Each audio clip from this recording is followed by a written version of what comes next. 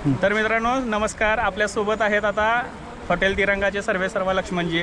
आणि सर्वात महत्त्वाचं म्हणजे कमी वयामध्ये यांनी मोठी अचिव्हमेंट मिळवलेली आहे. तर थोडक्यामध्ये हॉटेलची ओळख करून देतील आपल्याला लक्ष्मणजी. तुमच्या हॉटेलबद्दल थोडक्यात सांगा पहिल्यांदा. तर नमस्कार मित्रांनो, मी हॉटेल तिरंगाचा सर्वेसर्वा. आमचं हॉटेल बोंबार शिरोड भांडव या ठिकाणी आहे.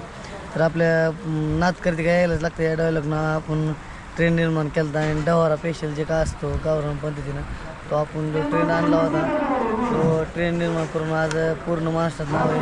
क्वालिटी क्वांटिटी आमच्याकडे एकदम गावरान खायचं असेल कमी मसाल्यामध्ये घरगुती मसाल्यामध्ये तर एक वेळ अवश्य भेटते हॉटेल तिरंगा. आता महत्त्वाचं म्हणजे काय, जेवणाची चव आम्ही चाखलेली आहे. आणि ज्या वेळेला मी भाग्यश्रीचा पण रिव्ह्यू केला आहे, हॉटेल 77-77चा पण रिव्ह्यू केला आहे. आणि त्यानंतरनं आम्ही हॉटेल तिरंग्याला आलो आहे.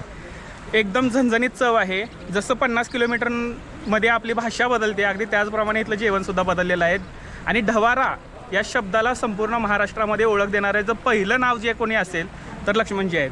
आणि यांनी जो ढवाराचा ट्रेंड आणला आहे, नाथकर्तिकाचा जो ट्रेंड आणलेला आहे, त्याला संपूर्ण महाराष्ट्राने उचललेला आहे. अगदी उचललाच नाही तर डोक्यावर घेऊन या नावाला प्रसिद्धीसुद्धा तेवढीच मिळून दिलेली आहे. आणि प्रत्येक ठिकाणी आपल्याला आता ढवारा हॉटेल नावाची जी कन्सेप्ट दिसते किंवा प्रत्येक ठिकाणी 250 रुपयाला अनलिमिटेड मटन थाळी जी दिसते ती फक्त आणि फक्त लक्ष्मणजी यांच्यामुळे.